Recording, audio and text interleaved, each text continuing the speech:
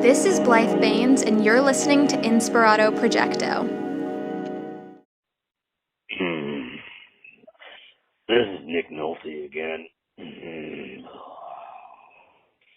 Sorry, I just swallowed a maraschino cherry pit.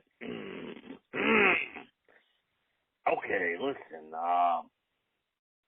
72 hours, right? You had 48 hours. Eddie Murphy, Nick Nolte, the great Nick Nolte, and Eddie was okay. Then you had another 48 hours, and we got it done.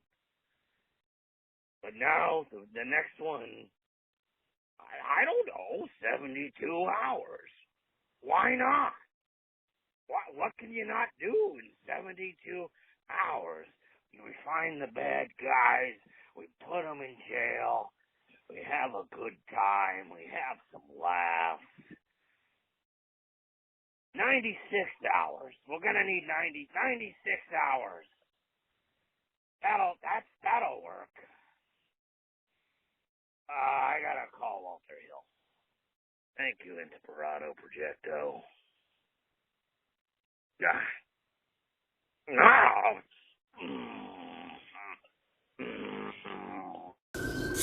Nick Nolte, thank you so much. Are you calling me from the... Oh, that's a fire engine. I think you're calling me from the police car that's driving past.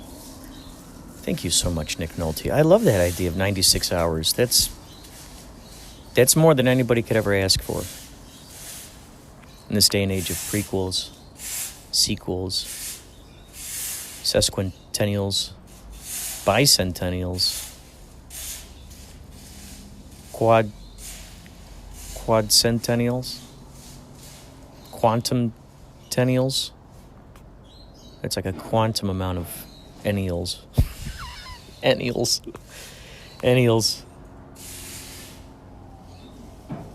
Millenniums.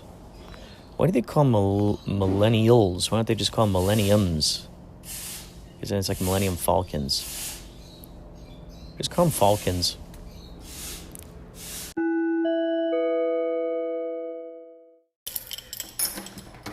It's 9:55 a.m. It's 9th. September 9th. 9/9. 9/9. Is Nikola Tesla discovered 3, 6, and 9 are actual living entities. Those numbers are living entities. They are alive.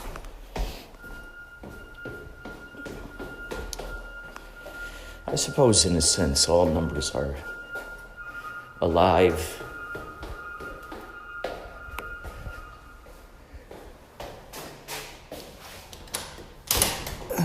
Otherwise, numerology wouldn't be a thing. A thing. Hey, everybody, I did a thing. Here's a thing. Oh, that's a thing? That's a thing now. That's a thing now. That's a thing? Oh, yeah, this thing. I got a thing. The thing I gotta do.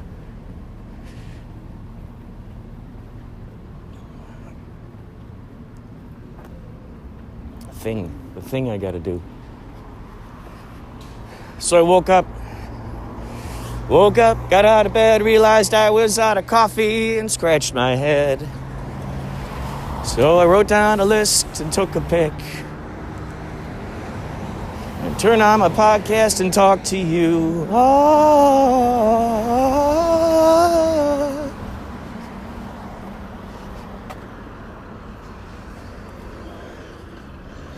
So we're going to get a few things. No, just the scooter shop here is... It's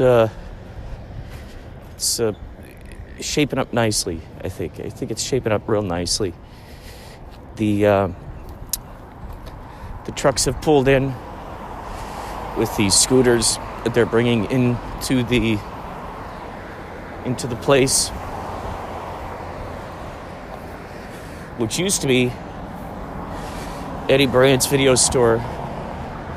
If any of you remember Eddie Bryant's video store,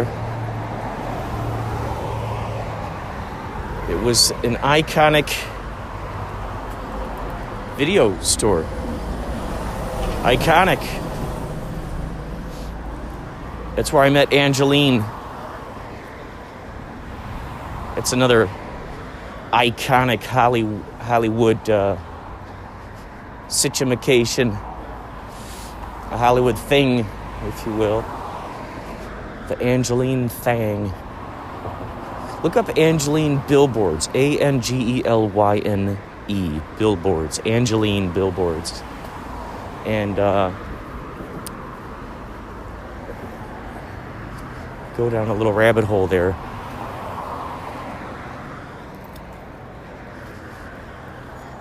We'll go down a little rabbit hole. So, in one of the past podcasts, I talked to Tony, my buddy Tony, who worked at that video store. And in that episode, if you listen to it, you'll hear Tony tell us something. The question is, can you find that episode? And what is the thing I'm talking about? It's big news. If you can find it, it's big news. I didn't label it. Because this is very special news. And very, very special news. Once it's announced, those of you who heard it will know once the actual news is announced as to what's happening here. But it concerns the Eddie Bryant's video store. They had to put it all into storage. And I think they closed down before COVID hit.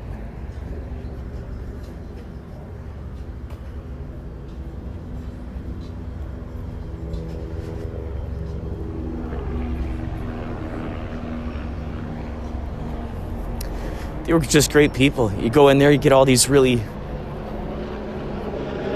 out of print or obscure movies. I gave them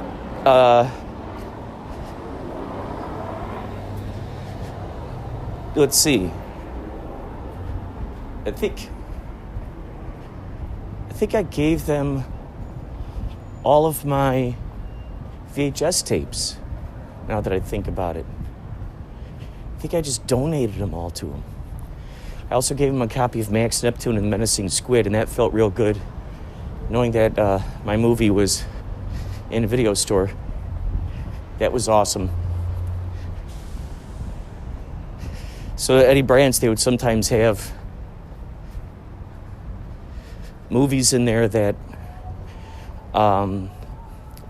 you couldn't pay for to rent.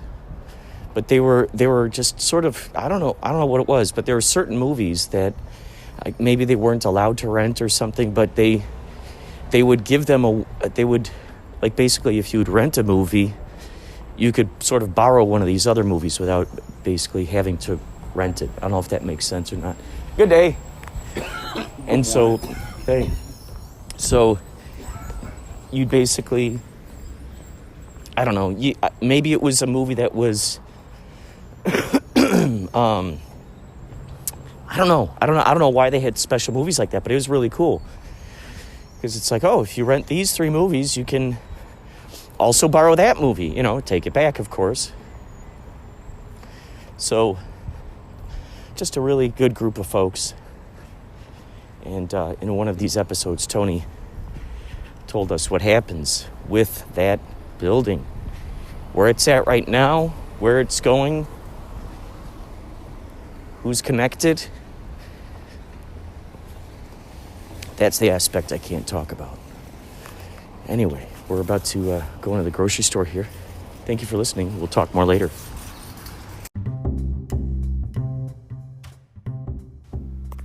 So in a previous episode, I told you about Randonautica, which is an app, and I'm still trying to wrap my brain around it. I think the motivation of these people making this was, I think they're all enthusiasts of synchronicities, from what I understand. From the little I understand. They're big fans of synchronicities. And what happens is this number generator, it generates these random numbers. It goes through this like quantum. Marky's gonna be the soundtrack. Kitty.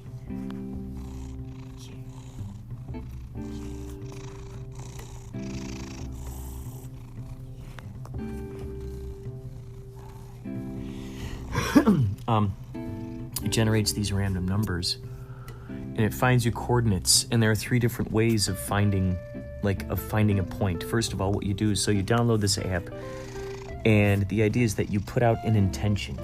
You say, I want to do this. Jenny and I set out to find fairies, leprechauns, forest creatures, And so we went to two locations. The first, so you put out an intention. I want to find, let's say, leprechauns, fairies, forest creatures. And then on the app, there are 3 different kinds of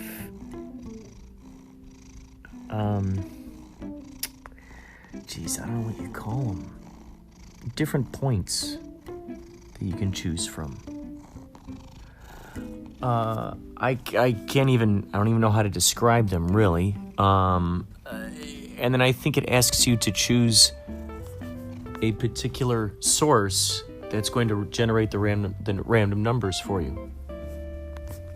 I get the idea that it comes from a specific location, like it's not just on the app. I guess the app is used to connect with one of these locations that then generates your numbers.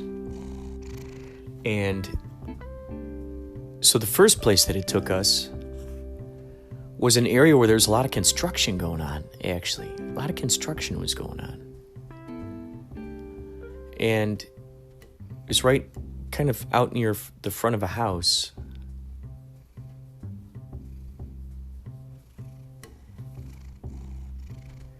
Kind of out near the front of a house. So Jenny and I we were like, okay, well, let's go to another location. So I put in the coordinates for this other location. Now, something strange was going on with Google Maps in the way that, and I don't use Google Maps. I use Waze. So I don't really know how to activate it, but I did do the location. I turned on the location and everything.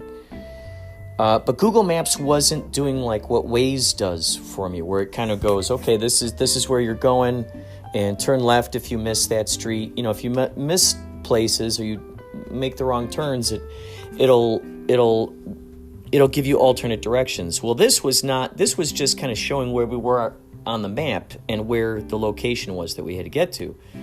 So, and you know how maps look, like it'll look closer than it really is or farther than it actually is. So we went down and around and over by Universal Studios. There's a parking lot over there. And so I was following along on the map, and it took us down around this corner that kind of ran along the side of this bridge that goes up to Ventura Boulevard in some strange way. And but it was interesting because there was a dead end where we went to. And I noticed that we still weren't where we were supposed to be. We were on the other side of it, on this, on the other side of this wall, basically. And it said it was an 8-minute. We were still 8 minutes away. But the interesting thing was, we pull up to this sort of dead end area, and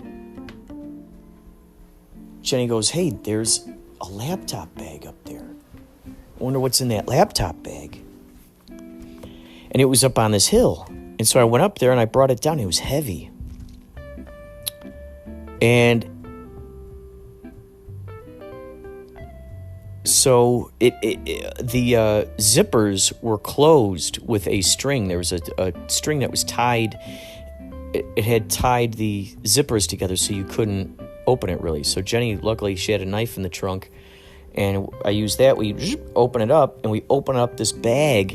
And inside were these stones. They looked like something that would go like along the roof of a house maybe, or the top of a fence or a gate, like a concrete, or like something maybe that would go around the house, around the where you garden or something. But there were these stone-shaped, sort of like kind of curved. They were curved. They were straight on the one side. But then if you imagine like, whoop, whoop, whoop, like a hill, like a semicircle. That's how I could describe it. Like a semicircle and a semicircle. So this was kind of like cut in half, this piece. You could tell there was two pieces that fit together. So on the top of the laptop bag was one half of the piece. On the bottom of the laptop bag was the other piece. And jammed inside there was a bunch of styrofoam. I couldn't wrap my brain around it. There was nothing in the pockets. There was nothing in there that would suggest... Like, I couldn't...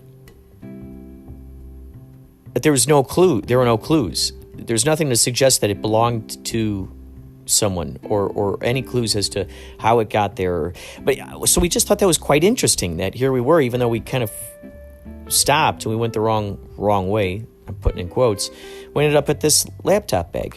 So then I was like, oh, Jen, we're on the other side of this thing. We got to get around. So we're driving around, and that ends up at a dead end in a residential area.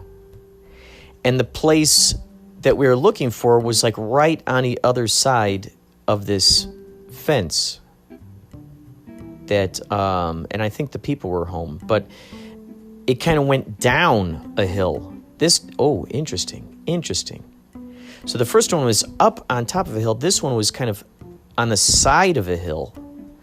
And so once you go over the edge of this little barrier here, then there was sort of a hill, and this sort of like bank that led like a path that went along the Los Angeles River.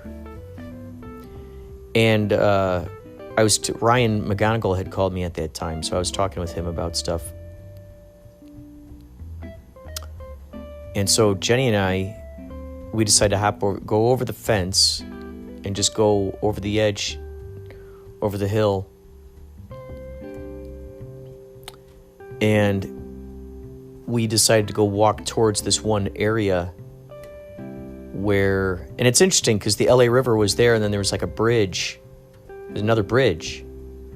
So that's kind of interesting because woodland creatures like trolls are known for being under bridges. And when I think of fairies and gremlins, and I think of trolls, goblins, dwarves, all those kinds of like woodland fantasy creatures.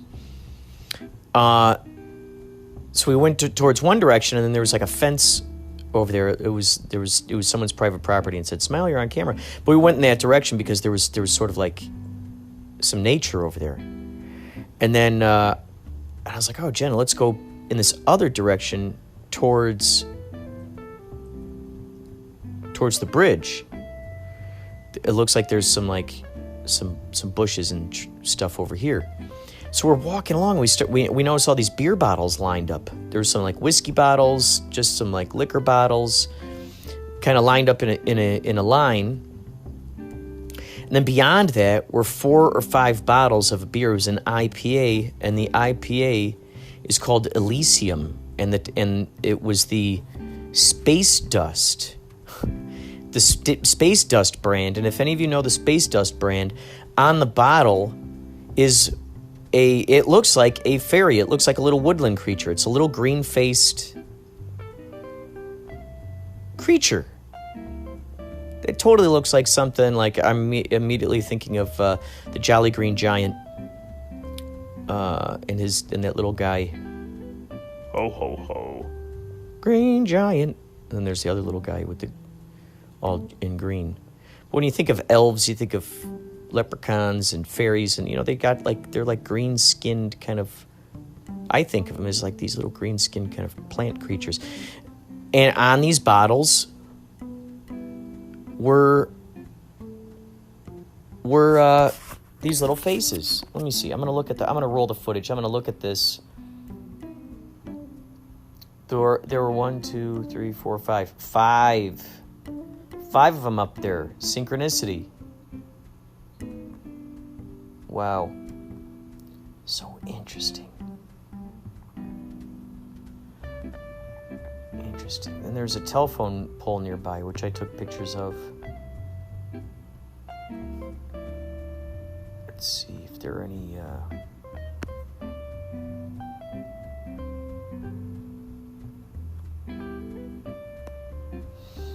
clues here. The number on this telephone pole is 432-950-77, it looks like.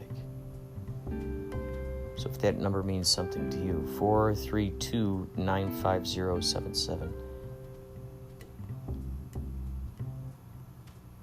Wow, interesting. Then we saw a tree that had fallen over there that looked like it had tentacles on it. It looked like this this creature. It's an old palm tree.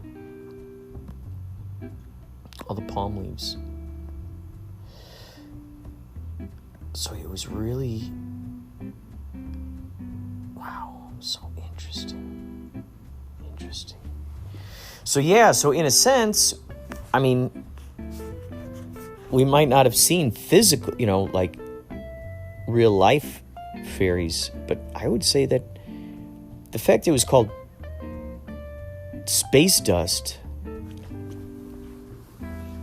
and it inspired us so much. We got a six-pack on the way home. But yeah, the space dust,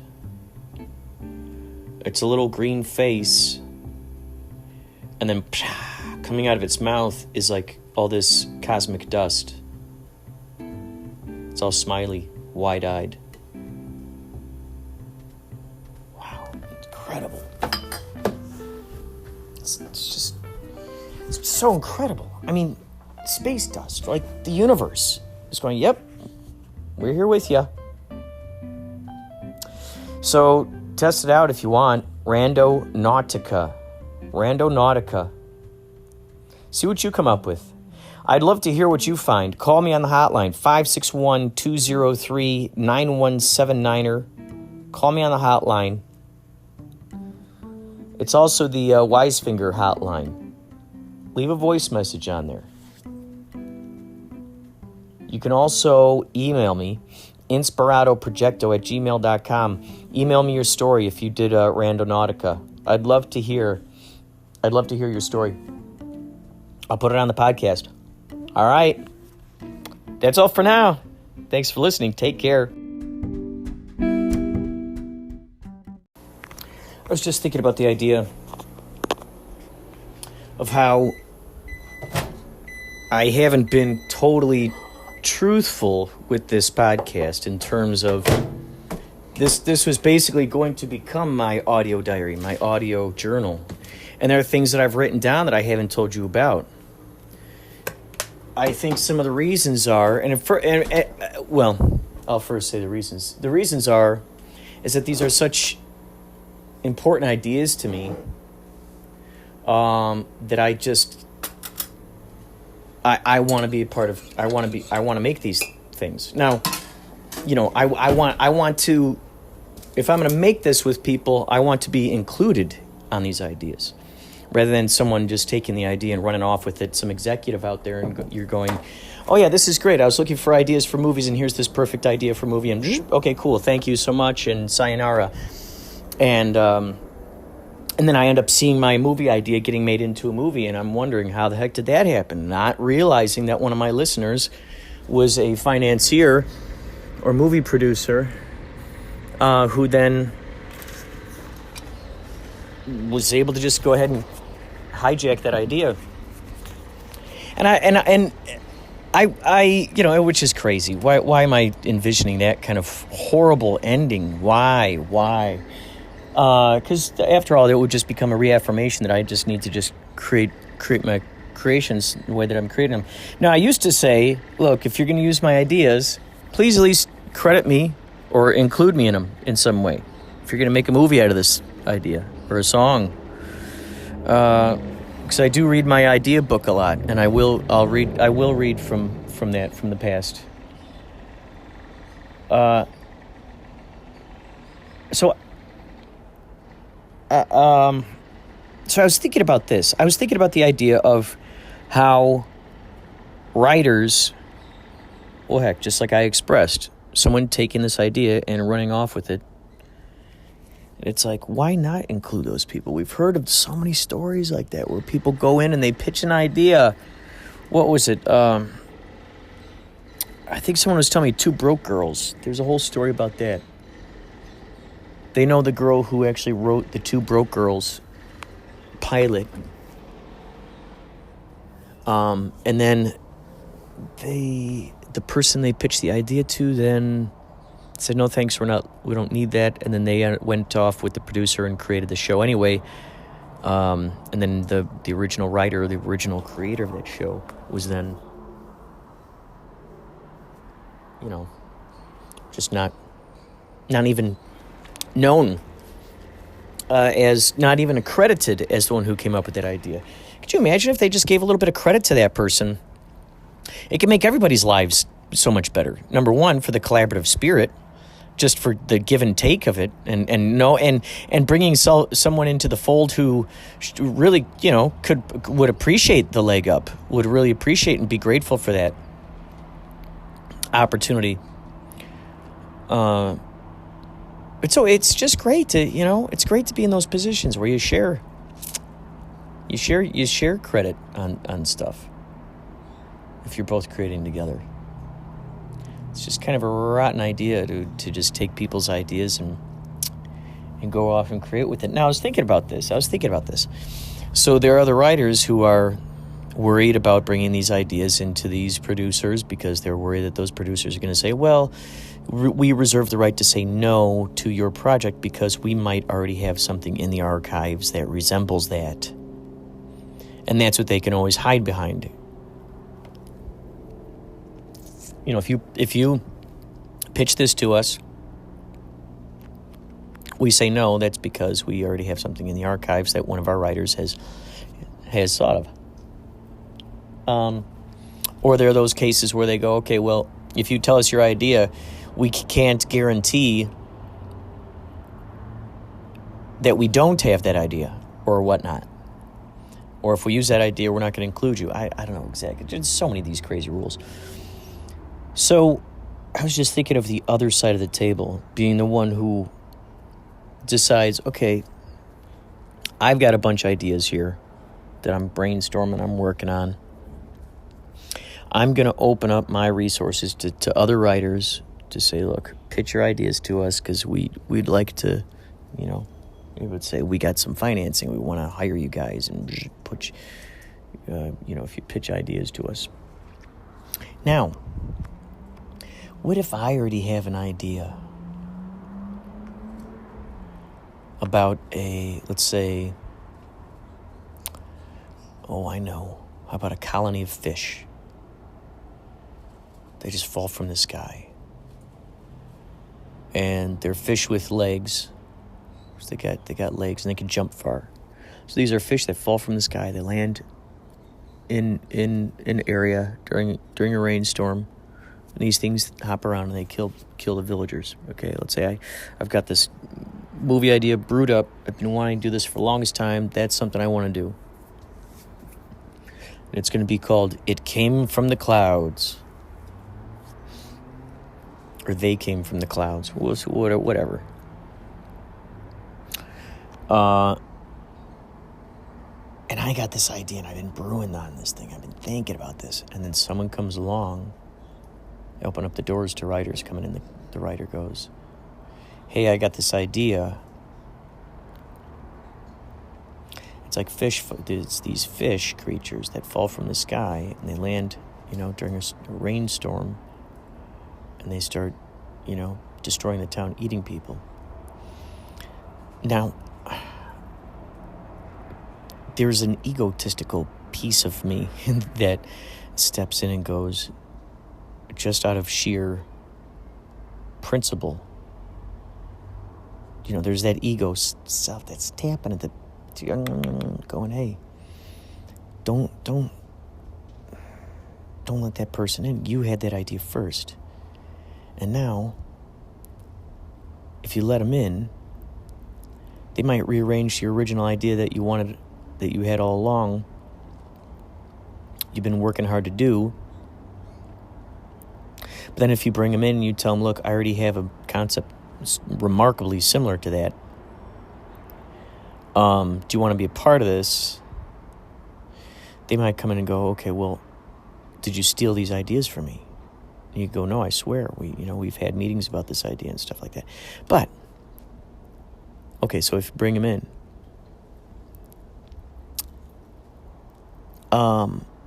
there's that ego of like, wait, I had the idea. But then there's also that aspect of, if you say, no, we already have that idea, sorry, I would feel strange about making that movie without that person. Because if I did make it, then they could sue me and go, hey, that's that same idea I had. It must be a very strange position for these companies to be in. But I'd like to believe the right answer would be, that's an interesting thing. It's like the idea blips your antenna maybe years in advance, and then someone else gets that idea, and they present the idea to you as if it's their idea. There's that battle of that.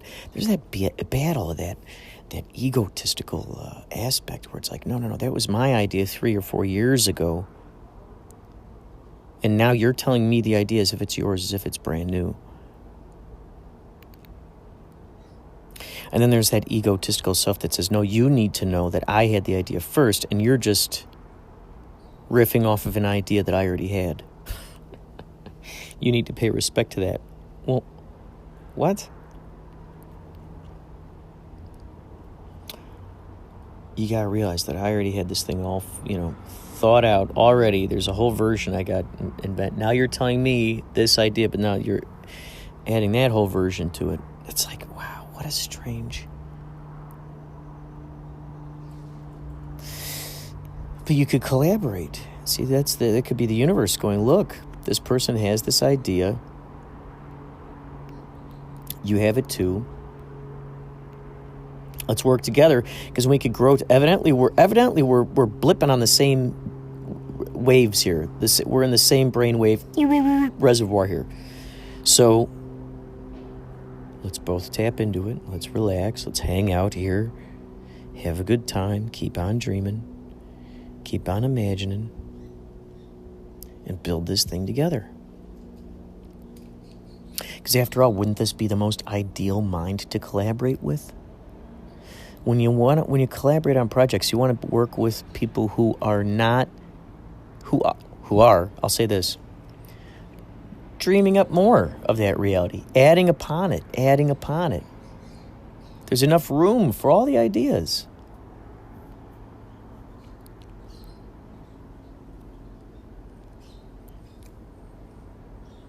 Man.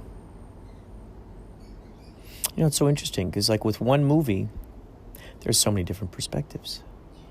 So you could shoot a whole movie. And I think they did that with Red, White, and Blue, if I'm not mistaken. Remember my buddy Sebastian Howley tell me about that movie, and I still got to see it. Because I had this idea, and now we've seen it a lot in the media, which is great to see this. The idea of showing angles from a different perspective of that same exact incident happening. One movie shows this person's, journey that they went on during that movie. We see it through these characters' eyes. Second movie is through these other characters' eyes, which are sort of, let's say you see something happening in the background, some crazy thing going on in the background while this other thing's happening in the foreground. In the background, now all of a sudden, now you got another movie, and then that becomes a main incident for another movie. And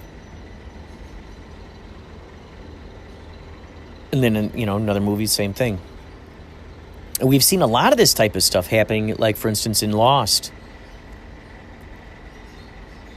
Watchmen, the new Watchmen TV show. Umbrella Academy.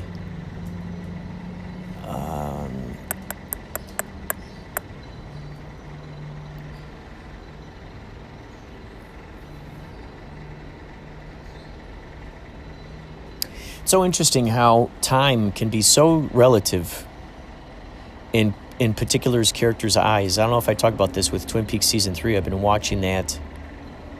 I've been watching Norseman, which is a phenomenal show. I've been reading Tufty the Priestess. I'm still reading that. I'm also reading, a new Mad magazine that Jack Bristow sent to me. He's the same guy who sent me the other bundle of Mad magazines. He's such a cool guy. I know through all the Andy Kaufman stuff. If you type in Andy Kaufman faked his death, you'll find a Huffington Post article with me, Jack Bristow, Bob Pagani, who's friends with Andy Kaufman, a bunch of other folks. And it was that article that led John Lundberg and the gang from the UK to make a documentary called Kaufman Lives. And John Lundberg came out here and he stayed in town. And then we went around and we went to meet some of these very close friends of Andy Kaufman. The Norseman, great show. Money Heist will be back on again soon. I've also been watching The Boys, Season 2. I've been really soaking in a lot of information.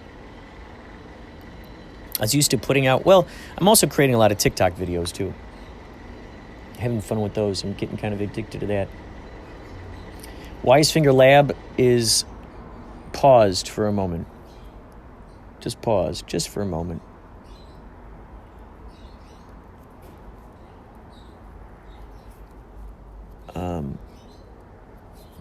But Kapow, we're still accepting submissions. If you have movies you want to submit them to kapowIFF.com, KAPOWIFF.com, kapowIFF.com. It's Kapow Intergalactic Film Festival.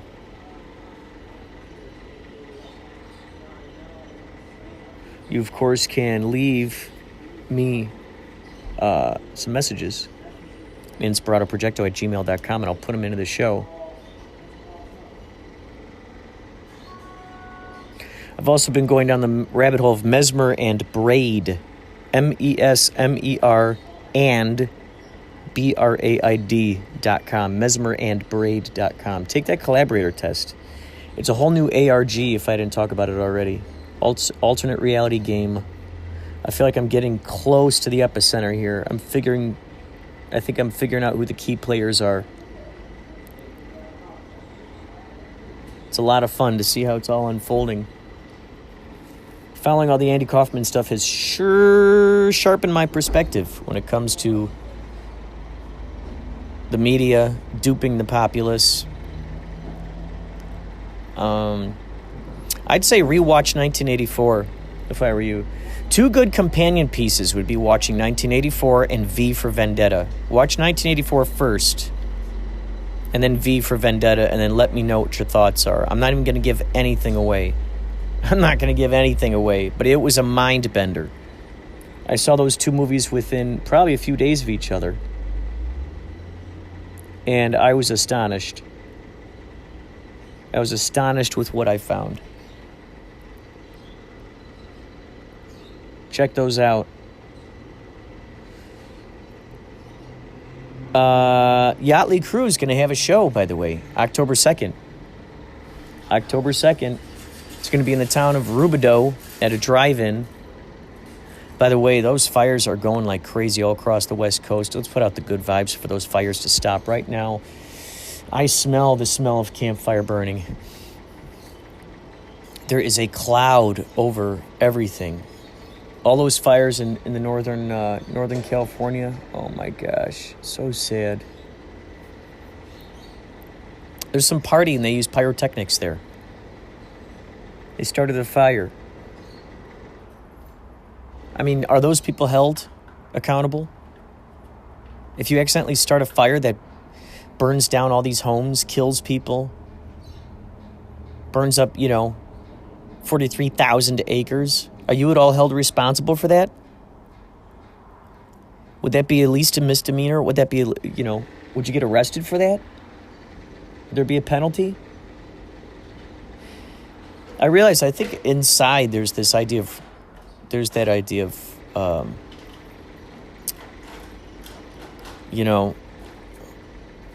having someone to blame for something, that retribution, that idea of justice. And justice, there's no justice if it's just a random concept. Concepts are, you can't put a concept in a jail cell and hold them there so they're away from everybody. It's like weird. There's that satisfaction that comes from knowing that an enemy is receiving 40 lashings or solitary confinement. They're just there. They're stuck in their own haunted mind.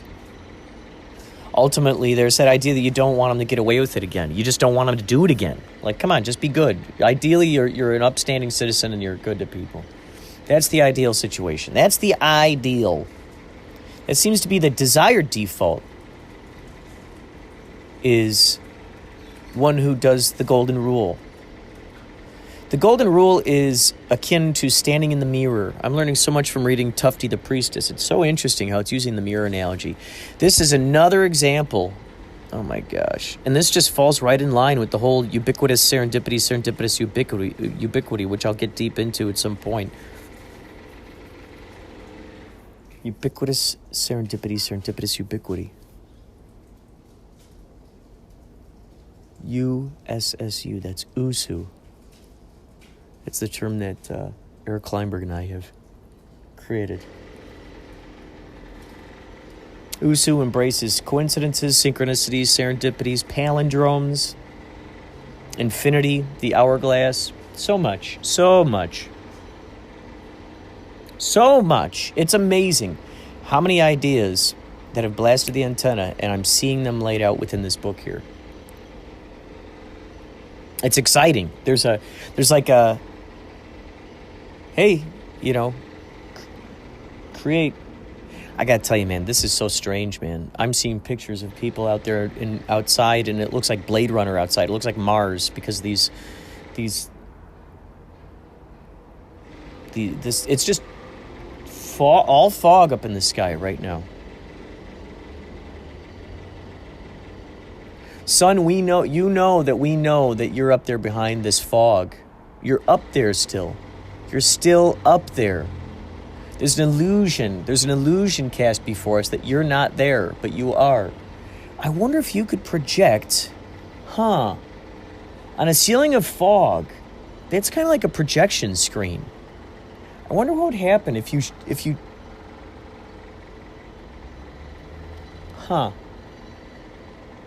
be interesting to project if you could project a movie. I don't know how many lumens you would need in order for that to happen. Even I'm looking at these trees right here. How many lumens would I need on a projector to blast an image at night onto these trees at a certain time? It gets dark out. Imagine you make them look like they're talking and stuff.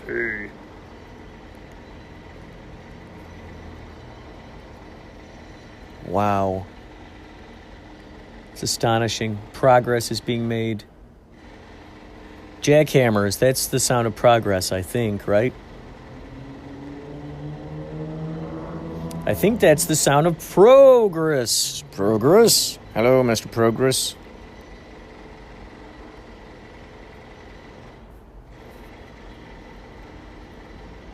Snoke. Wait. Sneak? The Sneak? There's an idea for a character that came to me earlier today. I think it was called the Sneak. The Sneaky? Sneeko. Sneeko. I think it was Sneeko. Yeah, Sneeko. And he was like a ninja.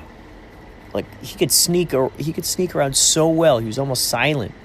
Maybe he's a barefoot character. Sneeko. Sneeko.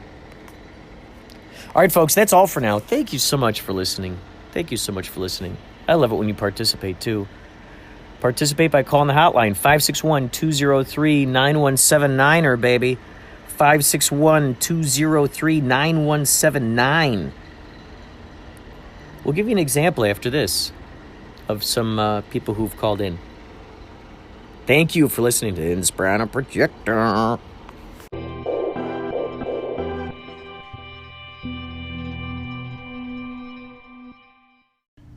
Inspirado Projecto, what are your thoughts on Tinker Toy Soldier? Thank you, man behind the machine. I have not seen that movie. However, you did mention Snowden and you did mention Julian Assange. I am aware of those guys. I read the WikiLeaks when they came out was people were uploading them on Twitter in 2016. I thought it was astonishing the amount of information that was in those emails and code words and such. So confused me that this information was leaked, and it was so interesting to see that the very people that were mentioned in these emails who were saying some very questionable things, it's kind of like the idea of like when someone gets caught with their hand in the cookie jar and then somehow they get the authorities to believe that you are actually the person who had their hand in the cookie jar instead.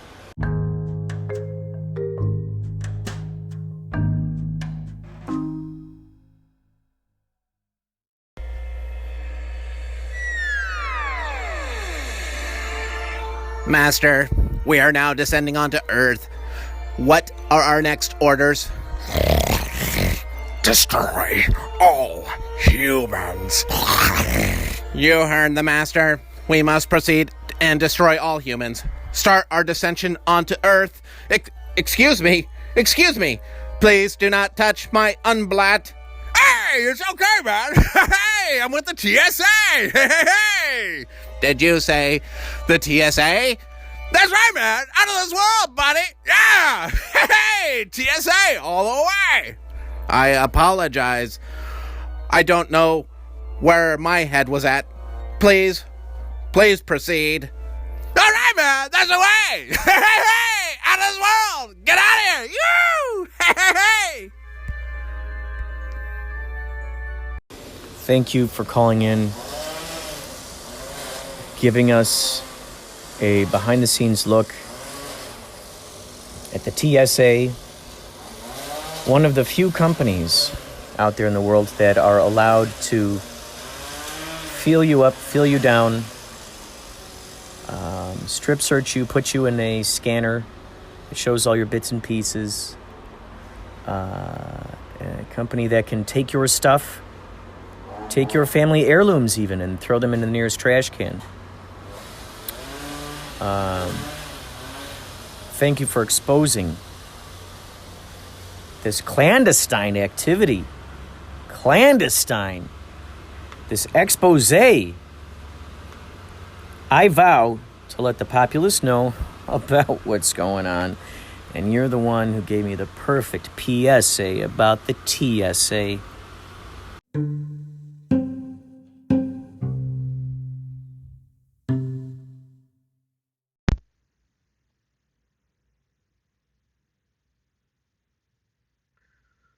This is my fake laugh. Fake laugh. Fake laugh. fake laugh. Fake laugh. Fake laugh. Thank you so much, Craig Spivek from Spivekcast, for calling in and providing such an extraordinary laugh track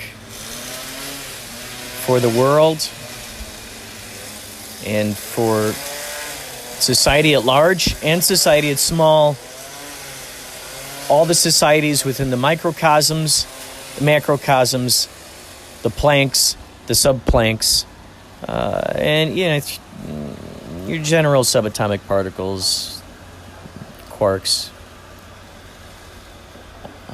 atoms, all of it, the fabric of the universe. On behalf of them, me, everyone else, thank you. Even the dolphins, thank you. Keep those laughs coming.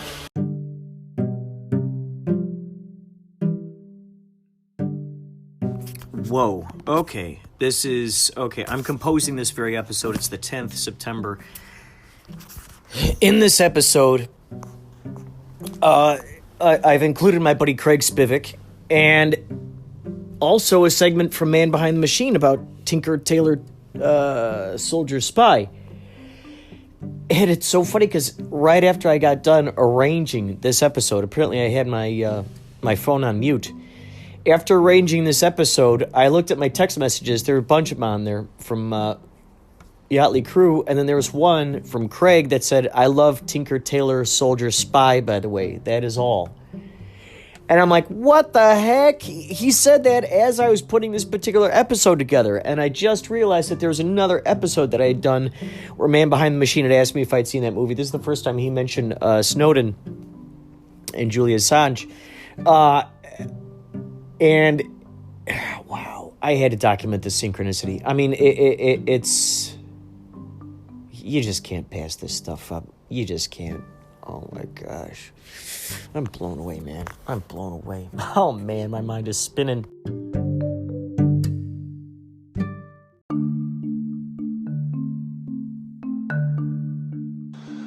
Hi, this is Jay Aaseng from Twin Peaks The Return. You're listening to Inspirado Projecto.